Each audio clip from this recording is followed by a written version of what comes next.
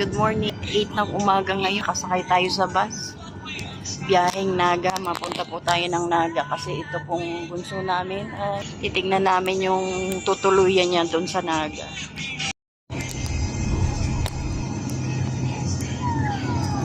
Shout out.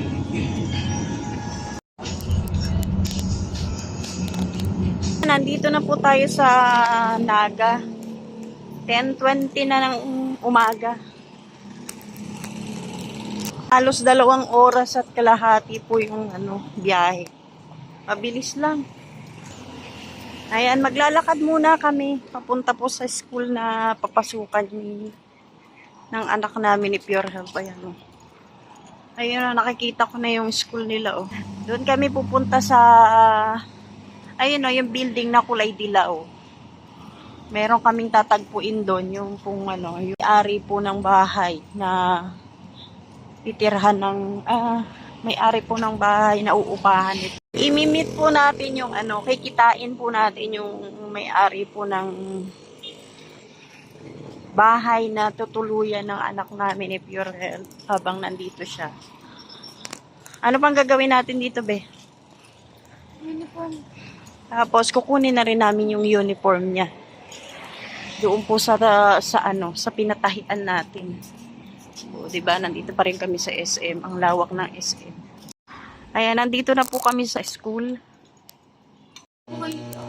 So, ayan, nandito na po tayo pahan na bed space.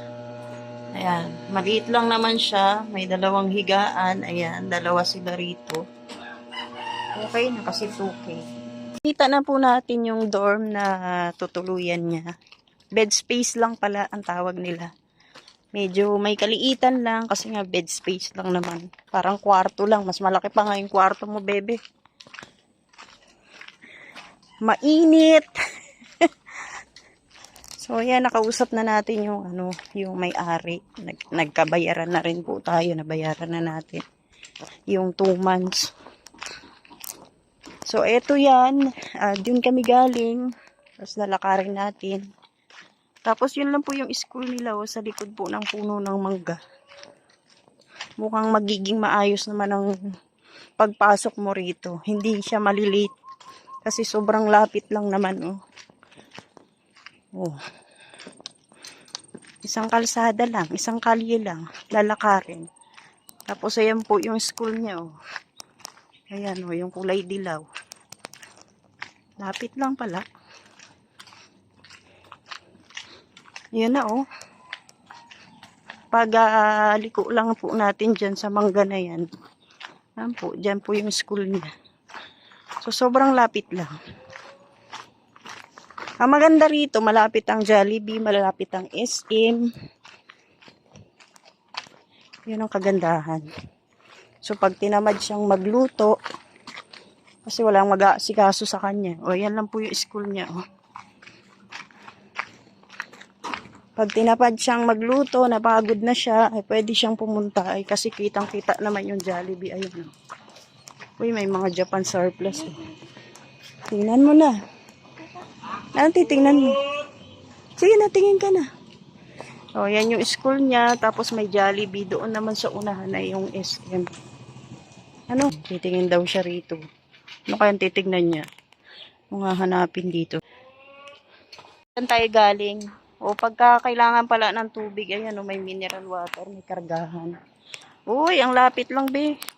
Hindi ka na mamamasay, maglalakad ka lang. Ayan yung school niya, Tagumpay na naman. May dormitory din dito, Dormitory. Yan, maganda dyan, mas malapit. Harap lang talaga ng school mo. Ayan, pag nagutom ka, Jollibee. Pwede raw magpa-deliver din pati. Ayan. Speaking of Jollibee, nagugutom na ako. 11 o'clock na. Kakain na muna kami. Taray Dito ka natitira, kaya ayusin mo Ikaw na lang mag-isa dito. Muti nga, makulimlim ngayon Ayan, naka-order na po kami. Aantayin na lang po natin yung aming order. Gutom na ako. Wala namang gaanong customer dito. Maluwang. Sobrang lamig. Dito pa kami pumwesto, oh. So, ito na po yung ating pagkain. Uy. Siguradong busog ka na niyan, ha? Mag-request na. Mahilig yung mag-request, eh. Halika na, kain na po tayo. Iniwan muna natin pansamantala si Pure Health. Gusto sumama, kaya lang hindi pwede sumama. Baka mabinat. Kain na! Ayan, tapos na po kaming kumain. Ngayon, sumakay kami ng tricycle at pupunta po kami dun sa tahian po ng uniform. Kukunin po natin. Medyo umulan-ulan, no? Basa ang kalsada. Pero mahina lang naman.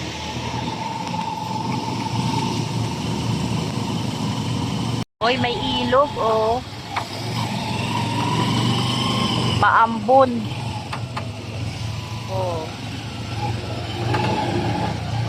Ayan, buti na lang po meron tayong dalang payong. Kung hindi, naulanan na tayo. Basa tayo dito kahit mahina lang ang ambon. Kahit mahina lang ang ulan. Ito na po kami sa pinatahian natin ang uniform.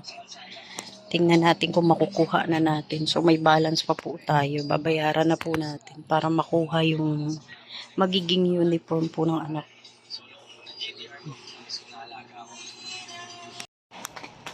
Ano? Ayan, bigo kami. Hindi pa raw natatabas. Pambihira. Ay, balik.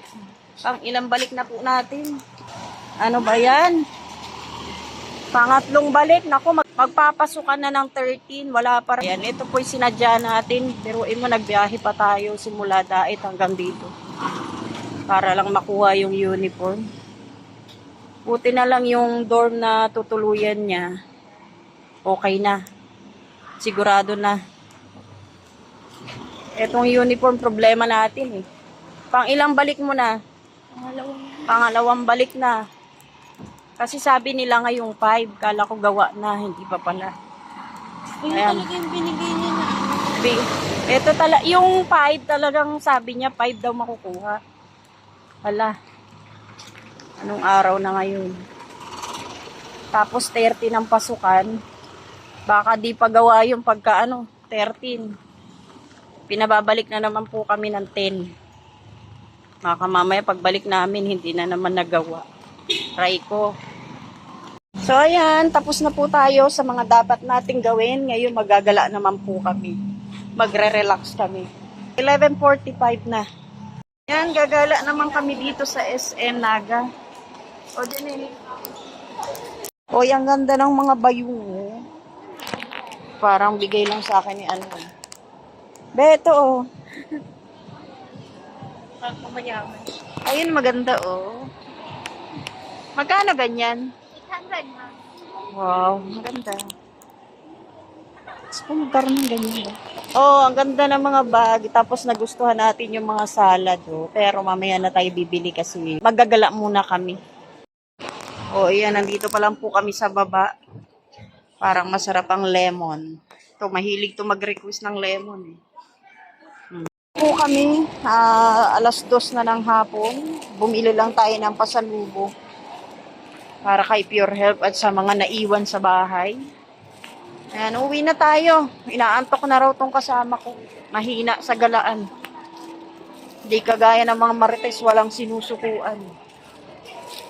Ay, may kumakanta rito. Nasaan na yung singer? Kaya nakakanta na si kuya, oh. Saan tayo sasakay?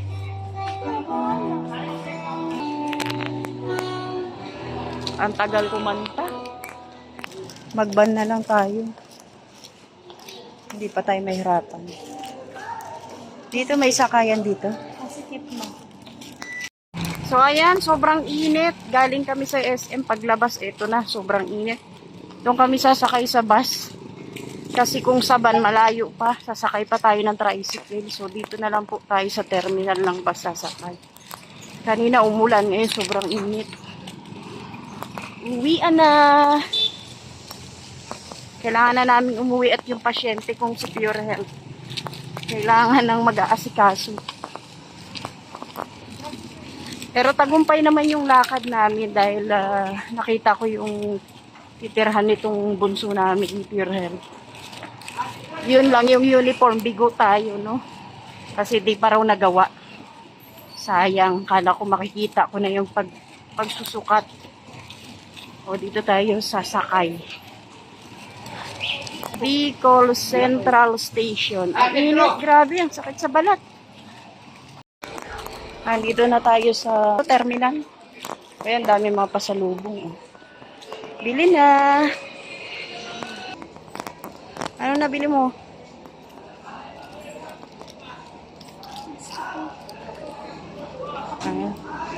Dito tayo sa Sakayo. 2:20 pa lang ng hapon. Alas 3 pa raw ang alis ng bus. So mag-iintay po tayo hanggang mag alas 3. Ayan, nakabayad na tayo. Ito, may ticket na po tayo. Ayan yung bus, kulay dilaw. Sobrang init po dito, grabe.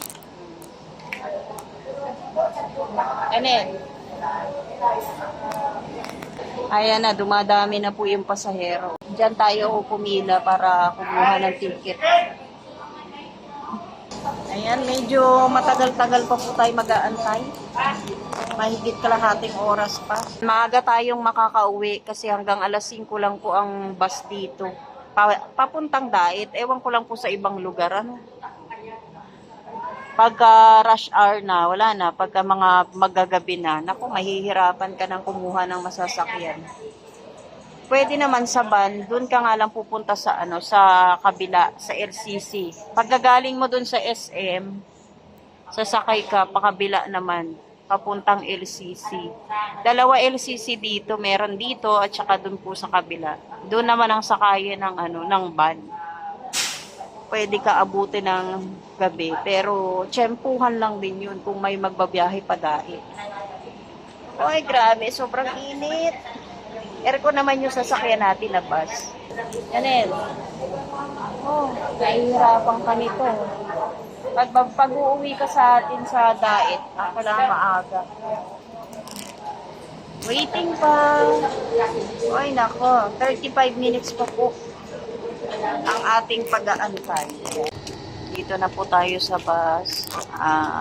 15 minutes na lang po aalis na to. Biyahe na po kami. Alas 3 na. 5 minutes pa para mag alas 3 pero umalis na yung bus. So, ayan.